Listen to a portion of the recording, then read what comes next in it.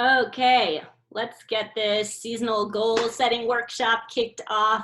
Hi there, I am Laura Bulow. This is the Yes You Can seasonal goal setting workshop. And we're here. It's happening March 10th today. Spring is 9 days away. I'm very excited because I am not a winter person.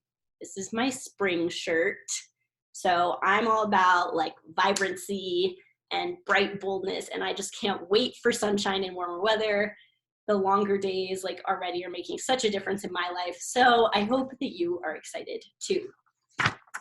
All right, so a little bit more of an introduction. I'm Laura Bulow. I'm a career transition coach, and I am teaching seasonal goal setting workshops like this one today. Let's talk a little bit about why we're here. What's the reason for this Yes You Can seasonal goal setting workshop? We're here because we believe that living a life to our fullest expression is not only possible, but it's important. So we want to pursue that as much as we can because we know that our time here on earth is limited and we want to make the most of it. So we're here because we know that there's more for us in life, right? Like we're not always on our best every single day, but we are inspired and motivated to live up to our full potential. So we also believe that we're capable of creating and accomplishing something like a habit, a project, planning a dream trip, or writing a business plan, one that inspires not only ourselves, but our community. So we're here today to learn and to grow and to use the tools that are available to us to become better versions of ourselves. So let's shed this cocoon of winter and like emerge fresh as like the badass individuals that we are. Okay, so get ready. Total nerd attack here on seasonal goal setting. Let's like slay. Okay, we're gonna shed this cocoon like we're ready for change, right? Which is what this season, I mean, that's what all seasons are about, but like winter to spring, super dramatic, right? Okay, so another thing about this workshop is that New Year's Eve resolutions often find us falling like completely on her face. I believe the statistic is that 8% of people who set New Year's resolutions are successful.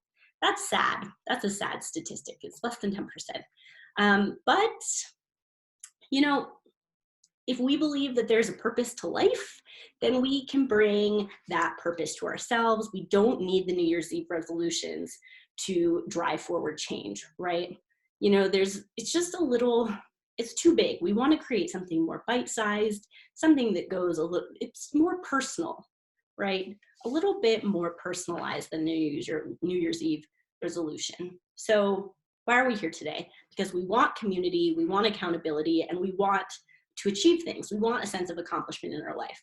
So alongside that, we really want to express ourselves and live with integrity. So let's recognize that the spring is a time of rebirth and renewal, and that we really want to harness this opportunity for success. So let me read you my agenda for today.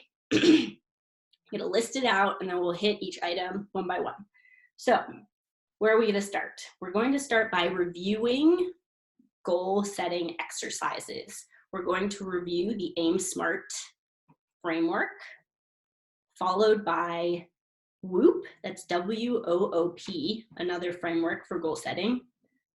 We will discuss the seasonal influence of spring, and then we'll move into the why.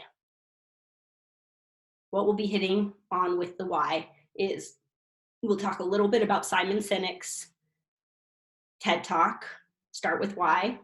We'll talk about another exercise called the 5 Whys, and then we'll touch on the essence or intention behind a goal.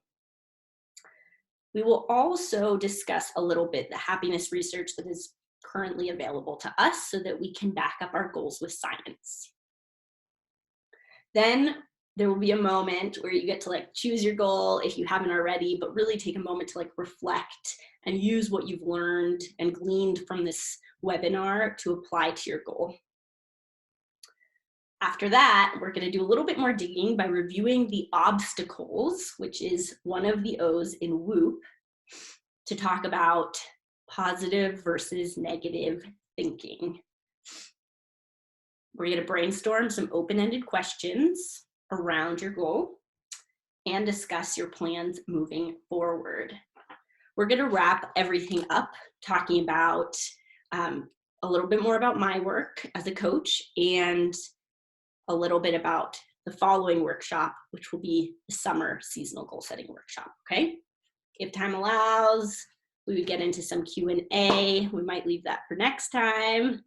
And, you know, with that, you can pat yourself on the back. We can do a big congratulations and move on.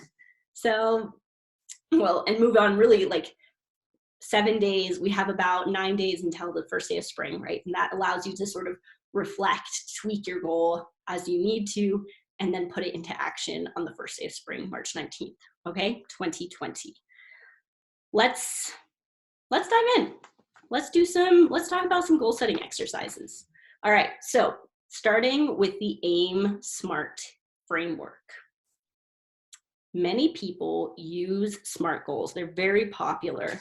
However, we're just going to review them quickly. So SMART, S is for specific, M is for measurable, A is for attainable, R is for relevant, T is for time bound. Helpful, gets you a goal with those important components that you really need. The AIM is helpful in choosing the goal. Okay, we're going to dig into this a little bit more specifically at some point, but just hang in here with me. Okay, so the AIM, I love doing this exercise with my client. They come and they say, hey, I want to do something. I'm going to use the example of a marathon throughout this webinar just because fitness goals are easy to piece apart and use as an example. Everybody gets it. Okay, so say you want to run a marathon. We would say, like, what is the bare minimum acceptable goal around running a marathon, right? Is it, and because this is also a seasonal goal setting workshop, we want to put everything in the context of this 90-day period, the spring, this season, what can we actually accomplish? Is the goal to run a marathon by the end of spring, or is the bare minimum, the acceptable goal with a sense of accomplishment would be like, okay, I've done a third of my training and I'm going to run my marathon next winter or something. Then we talk about your ideal goal. If you were to really knock it out of the park, what would you do that would be an embodiment of that? So if you were going to run a marathon, you're like, I'm going to run it before the first day of summer, right? That would be your ideal path. Do you all hear the baby crying?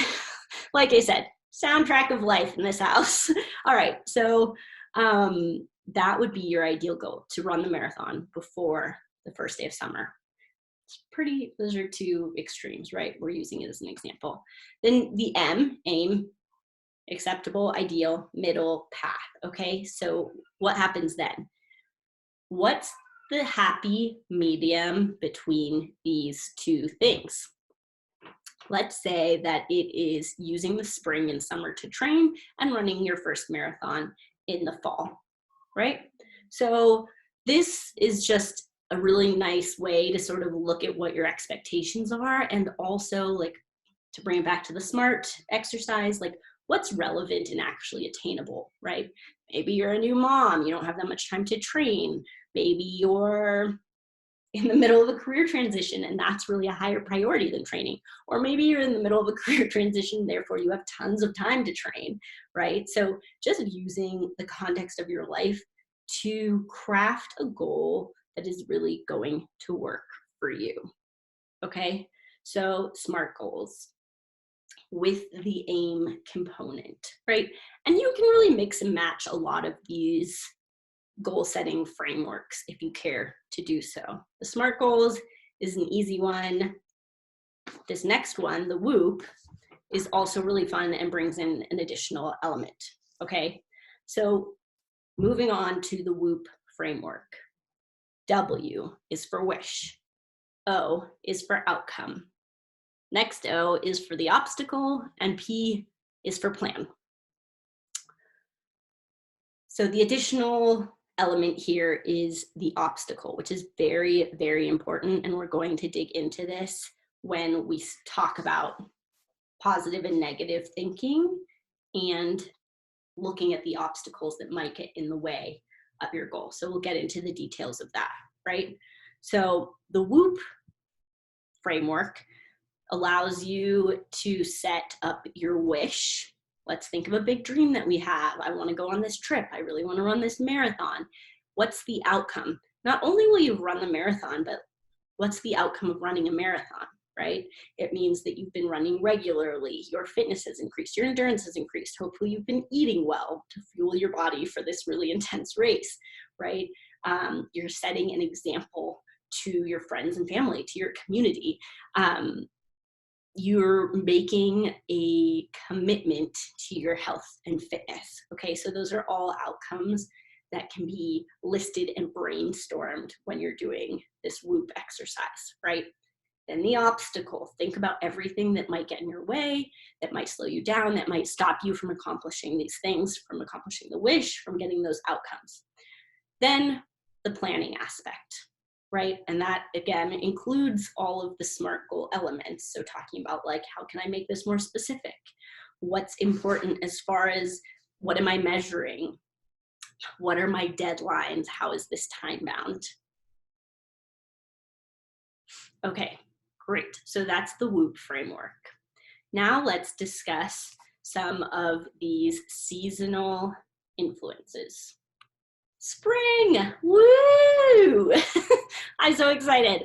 Okay, so let's talk about what spring means. What does spring mean to you? I'm going to talk about spring in the context of what it means to me and how I view this season.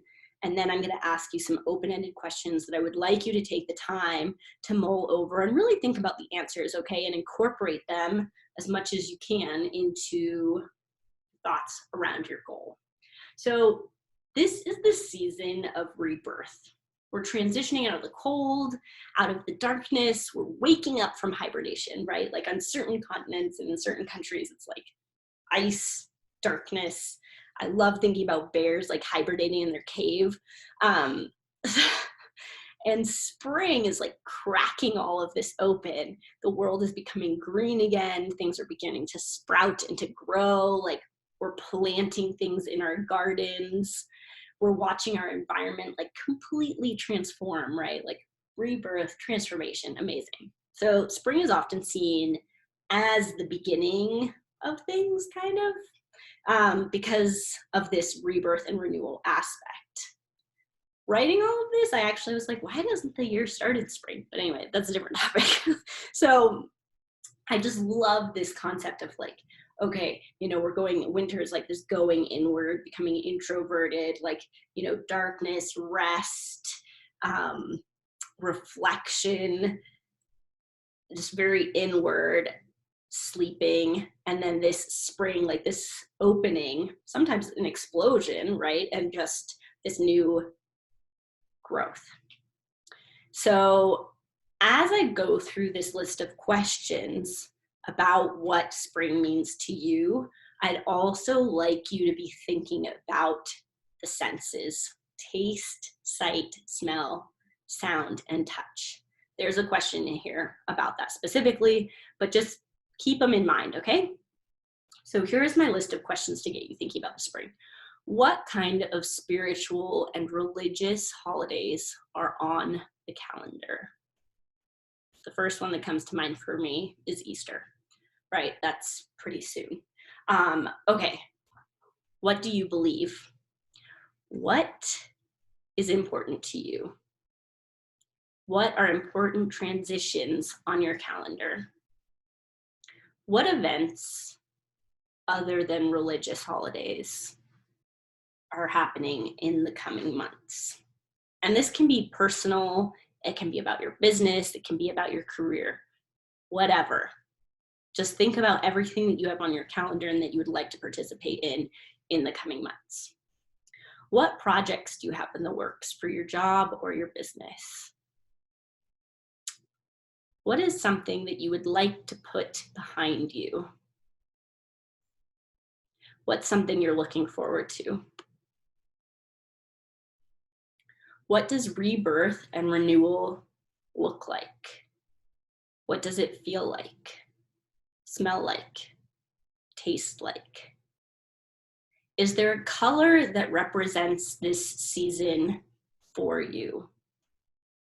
What is it? What kind of movement represents spring to you? What kind of activities and actions represent spring for you? And what is the embodiment of this season?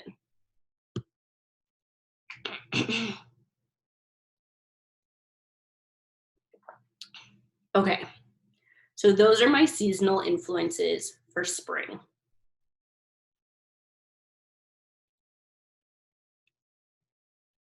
Now I'd like to move into getting into the why.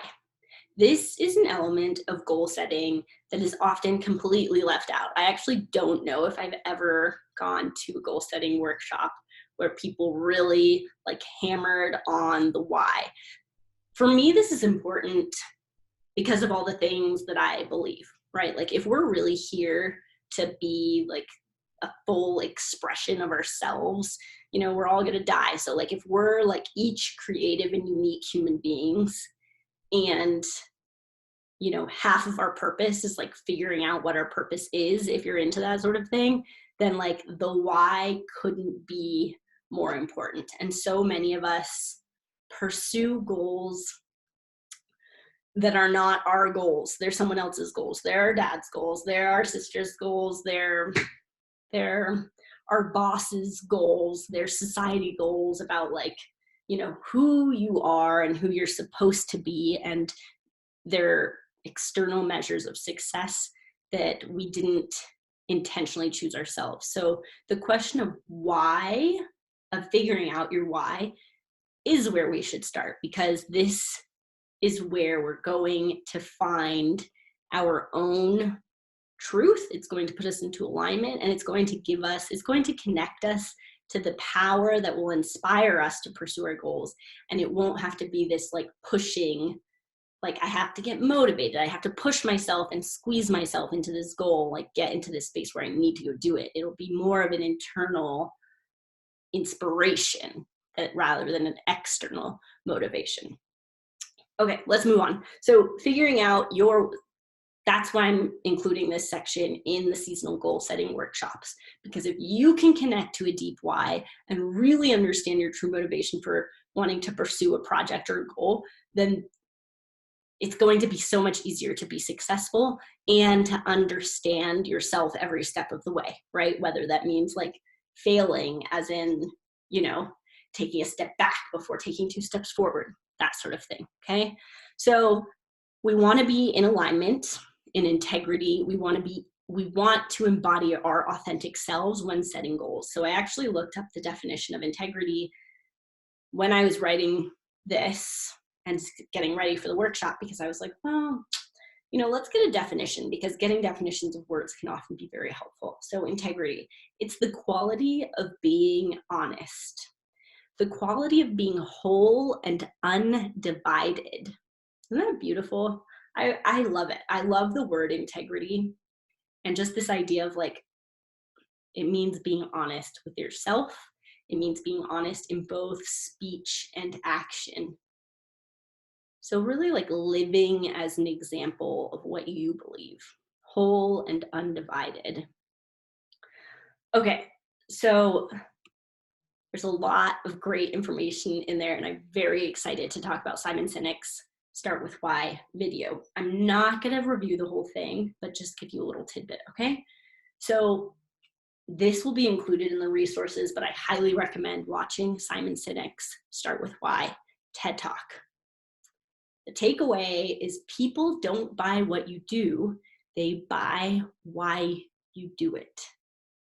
Okay? So you have friends and family and employers and clients, and they want a piece of you. okay? Because you are brilliant and you're awesome. That's why they want to hire you. That's why they want to work with you. And that's why your friends stick around.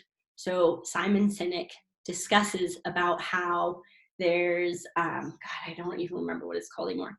He draws this diagram of how the three things that we all, that sort of comprise a company or an organization or a human or whatever. Okay, and the outermost ring is what, center ring is how, and then the bullseye is why, right? And he says every company in the world understands how to operate from the outside in, right? Everybody knows what they do. Some people know how they do it. Very few people know why they do it. Watch the Simon Sinek Start with Why video to get the details on this. I've included in the resources a writing exercise to really dig deep and understand how to operate from the inside out, okay? So that you're not just a cog in a machine doing the what, but that you're fully understanding all pieces of this pie and feeling inspired by it, all right?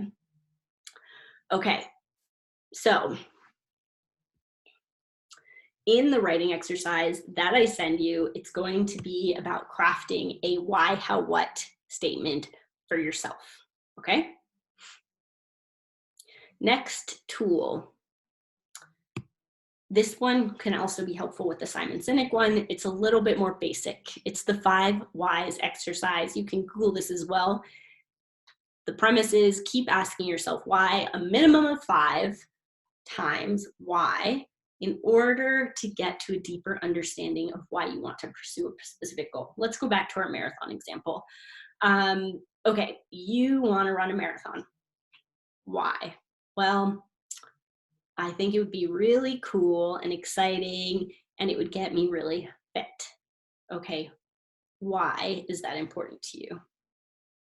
So I've always wanted to do it. It's been a dream of mine, and getting into shape would be really good for me. Okay, why is that important to you? Well, I really want to do the things that are important to me as well as the things that I dream about doing. And I want to set a good example to my kids about being physically fit and healthy, so taking care of my body. Okay, why is it important to you to do that? Because I have values around health and fitness and being someone of my word. Okay, so, and just breaking these things down further and further and further until you get down to the heart of the matter. That's the 5 whys. So, the brief moment on essence and intention. And this is just sort of to wrap up this sense of why, right? Is that that connecting to your why is going to fuel you in a way that external motivators will not, okay? So focus on the essence of your goal, which is really just uncovering what your goal is representing. Is it about increasing your happiness? Is it about improving your relationships? Is it about fulfilling a lifelong dream? Okay. So setting an intention to pursue something rather than being like, I'll try. I have to think of Yoda in this moment and just be like, we do not try. Like, you do or you do not, right? That's setting the intention. Okay, so what do we have next? Let's review some of the happiness research. As it turns out, our brains are absolutely awful at accurately predicting what is going to make us happy. I am currently listening to the Happiness Lab podcast, which of course I highly recommend. It's by Laurie Santos, a professor at Yale, who created, she doesn't call it the happiness lab, but it's about like her entire course is on happiness. You can actually take the entire course for free online, which I'm also doing currently. We could talk for hours and hours about all that research, so I'm going to highlight just a few things here. Okay, one, it's important to know just from the get-go that our brains are really bad at predicting what's actually going to make us happy. So it's worth taking a pause, again, tying this back to the essence, the intention, our why. Why are we pursuing what we're pursuing? What goal are we going after? What project are we going after? What is it that we truly want? Will it really lead to a happier, more fulfilling life, right? How can we tweak our goal and craft one that's really going to bring us more life satisfaction? So there's a few things that I'll list here that we think are going to make us happy, and most of the time they don't, unfortunately. Okay, so hopefully we can have some kind of online debate about this at some point, but this is where the current research stands. Are you ready? All right, so we have money. Turns out anything over $75,000 a year does not move the needle on happiness. External measures of success, like grades and money, also do not increase our sense of happiness. Materialism leads to greater depression. It's this grass is always greener thinking, as well as comparison, that can really, like, we're basically digging our own grave there. So then the question is, what actually makes us happy? Okay, so there's another TED Talk I'd like to mention here by Robert Waldinger, and his TED Talk is on one of the longest standing life satisfaction studies where they follow a whole bunch of Harvard students, I think for like 40 plus years, and they're still following some of them, to talk about what is a good life, what has brought people the most satisfaction. So a lot of this research goes back to building meaningful relationships. Now, something that's interesting about this is that the research also shows that connecting to complete strangers and or acquaintances, even for short moments of time, and having like chit chat, brief conversations, has a significant bump in happiness. How amazing is that? The people you meet at the grocery store, at the dog park, passing someone on the street, right? Those things, if you take the opportunity to have a brief exchange with someone, can lead to a significant bump in happiness. So what else? Exercise. This might be like the no-brainer one, but exercise has been proven to bump our happiness a lot, like as much as antidepressant drugs a lot. So exercising, and it doesn't even need to be a lot. This is like the crazy part. If you're like walking 20 minutes a day, right? Getting outside, being exposed to everything, just get your heart rate up a little bit. Like 3 like medium strenuous workouts a week or something. This can be as effective as an antidepressant. Being connected to a purpose, right? Feeling a sense of purpose in your life. Having a gratitude practice, regularly looking for things to be grateful in your life and taking conscious moments to recognize your gratitude. It's called savoring. I think that's the scientific term. When we find something to be grateful for, we prolong that moment by continuing to meditate on it and recognizing why and how we're grateful for that thing in our life. Being of service, contributing to our community, participating, helping others also increases our happiness. So humans are also very driven to accomplish things and achieve things. So as long as those things are in alignment with our own values, there's research that shows, for example, that having a good day at work requires that you achieve something, right? And again, it doesn't have to be big. It just means that focusing on accomplishing a task, that's the focus, not thinking about all the things that you didn't do. Did you check anything off of your to-do list, right? And being present with that moment and being like, yeah, I did something at work. I moved the needle forward. That does it. So let's talk about briefly, so we're about to get into the details of this, but basically negative versus positive thinking, and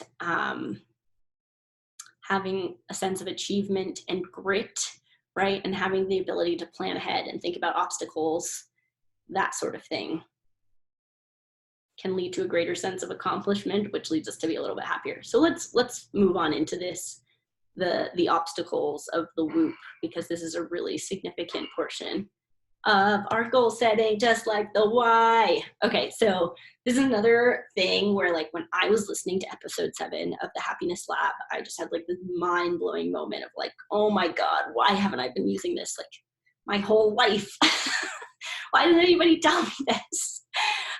Because I can tell you, I really think that not planning for the obstacles has screwed me over so many times.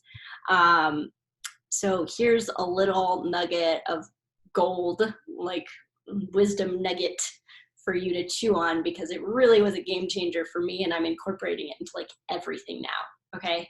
So WHOOP, wish, outcome, obstacle, plan. Let's talk about the obstacles, okay? Episode 7 of the Happiness Lab, this will be included in your resources. So to talk about the obstacles, we want to talk about positive versus negative thinking. Positive thinking, you all know what it is, so hot right now, right? Like positive thinking, positive affirmations, be positive, focus on the bright sunny side. Don't think about all the negative shit in your life because it's just gonna make you more sad. Well,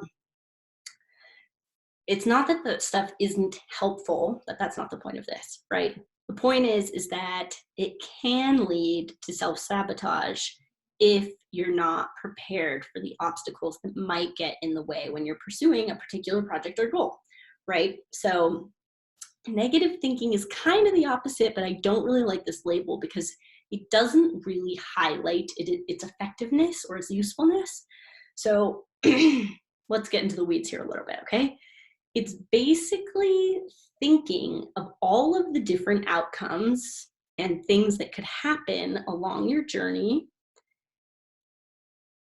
while you're pursuing it, right? And it's just brainstorming everything that could happen, particularly the things that could happen when stuff goes wrong.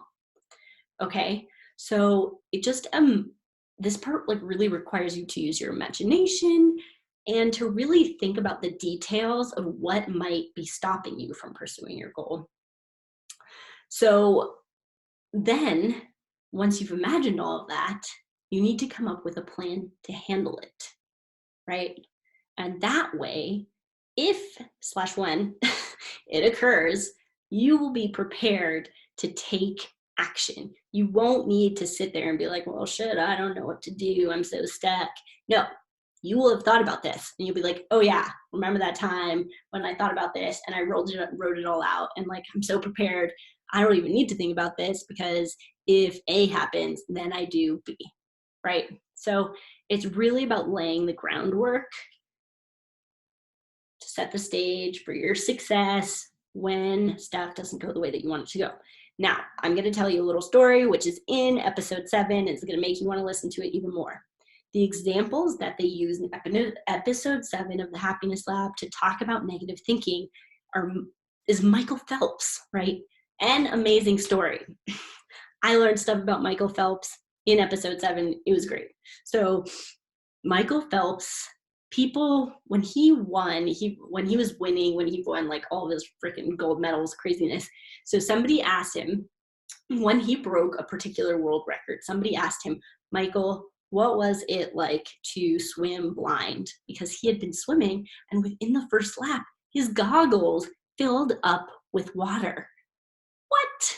Okay, and so somebody, so people were asking him, well, and he's not allowed to touch them because it disqualifies you. So, and the reporter asked him, like, what's it like to swim blind? And he was like, exactly as I imagined it would be, because he had already played that scenario out in his mind enough times to know exactly what he had to do, right? Like the length of the pool, how many strokes, blah, blah, blah. You can get the details in the episode. It's amazing. It's so inspiring. And there's another good story in there too. I won't tell you about it this time, but I highly recommend, because this is also a military grade strategy. Again, listen to the episode. Okay, so clearly I'm very excited about uncovering the obstacles and planning for them. Okay, so your task is to think about all of the obstacles to your goal and come up with a plan. This is your secret weapon, okay? This is the moment, okay, where you get to think about the goals you want to pursue, the things that you want to accomplish. Think about everything you've heard so far. What have you learned? How can you reflect on the goals that you want to set? How can you revise them to incorporate this information? Okay, so you need to apply what you've learned so far in order to move forward. So choose your goal. I would highly recommend choosing 1 to 3 and no more, because obviously less is more here, people.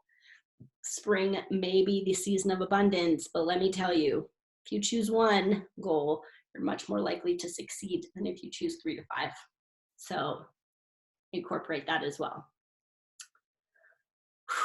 Okay, questions. Questions about your goal and questions that may address the goal that you're setting. This is, again, just a great way to reflect on what's going on, the questions that it's going to answer. Okay, so briefly thinking about the option, ask yourself some questions, open-ended questions. What, why, when, who, right? Ask yourself, what's missing from my goal? Just come up with a few additional questions. We'll use the marathon as an example, okay, if this part is confusing. How am I going to train? What will I do when it rains or snows? Who is going to support me? When do I need to hire a babysitter? What's missing from my goal, okay? I wrote down some additional questions here that were pretty good about the marathon one. How is this going to increase my happiness? How is it going to impact my health? Who's going to support me?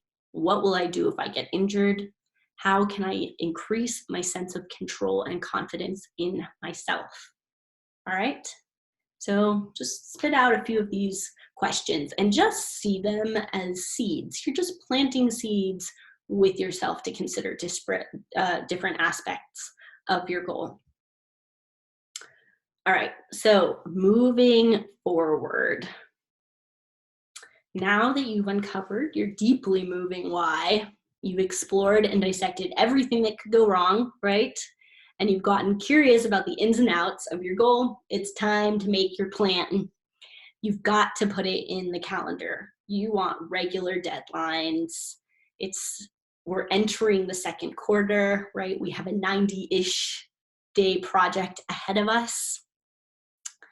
The less goals you have, the more likely your success, okay? So hopefully you've used the AIM process so that you're both excited about your goal, but it's achievable and inspiring, so it's stretching you a bit.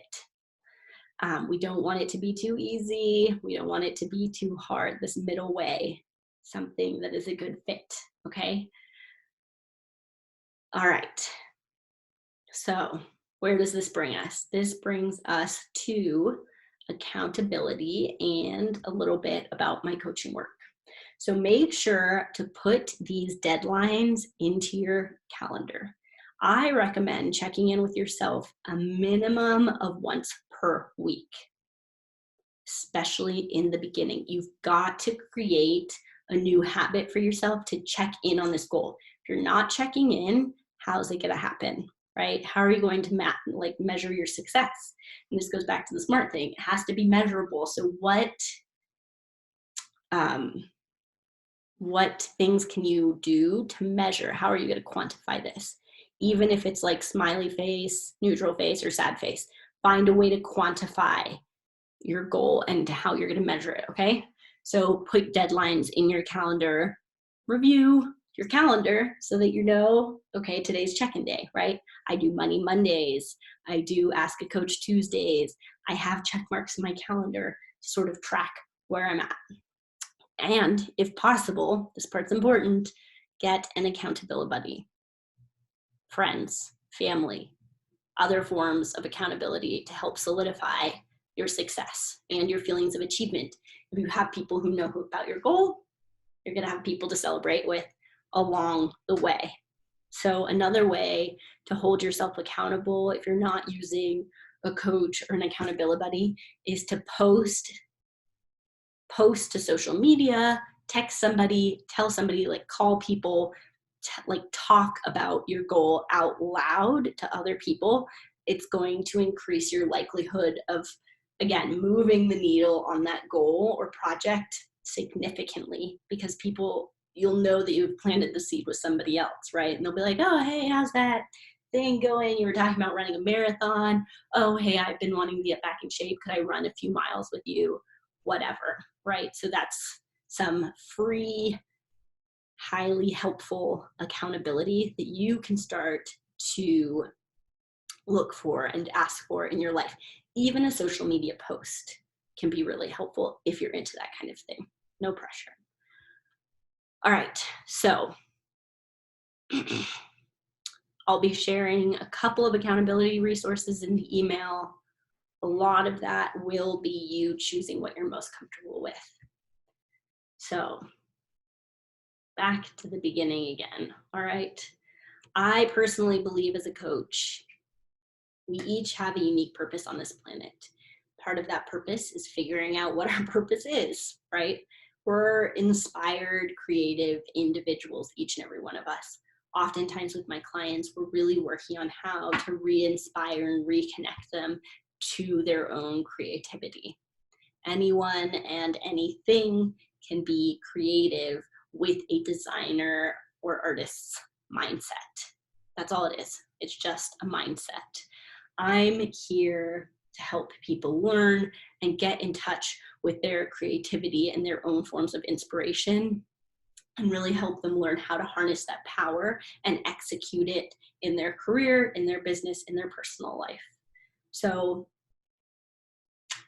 another part of my work is that I truly believe in seeing people and hearing people and helping people live the fullest expression of their life. So I use my innate talents of listening, championing others in order to help them get to that place of feeling seen, feeling heard, feeling like that they're living a very full expression of themselves. So I also help people uncover their clarity. I am a big believer in getting very clear on your goals and on your values. So we use a process in order to uncover that, to get to the bottom of what really lights you up in your life and how you can apply that to every aspect of your life so things come more into alignment, they're more in integrity. So that even when things are out of whack, you still have that sense of like, this is happening for a reason. I'm committed to this process because I know what it's for, even when it's hard. So as a career transition coach, I'm helping working professionals and small business owners make impactful decisions and move them forward in their professional and personal goals. So I am a professional accountability buddy. I work as a guide, a trusted advisor, a sounding board, and a very reliable accountability buddy. So I look out for my clients. I'm helping them clarify. I set the framework, right? I walk people through frameworks and processes in order to get the clarity that they're looking for. Most of the time I'm working with people one-on-one, and I also am hosting workshops such as this one. That brings me to the next workshop, which will be summer. So excited. Okay, so what do we have? Spring, March, April, May, June. All right, so in June, I will be hosting the next seasonal goal setting workshop with seasonal insights pertaining to summer. Keep that in mind. How is spring and this season going to influence the next 90 days for you? Okay. What do you want to set yourself up for summer? We didn't even get into that. Again, planting the seed, okay? So at the end of the year, we can tie it all back together. All right, here is my website, larabuelow.com, LARABUELOW.com. I've got an email here for you, and that's our workshop. You picked your goal, you're moving forward. March 19th, first day of spring. I want to hear about it. What goals are you setting? What does it look like? Where are you stuck? Who's holding you accountable? All right. You'll have your resources email within the next 24 hours. I'll be sending you heaps of resources, and I hope you can use them and feel like a total badass. So get out there and slay your goals this season. I'm always here for you. Sharing is caring. Please share my website and share what you've learned on this webinar, or just share with me. I just want to hear about what you learned. So thank you so much, and that is it. Chat.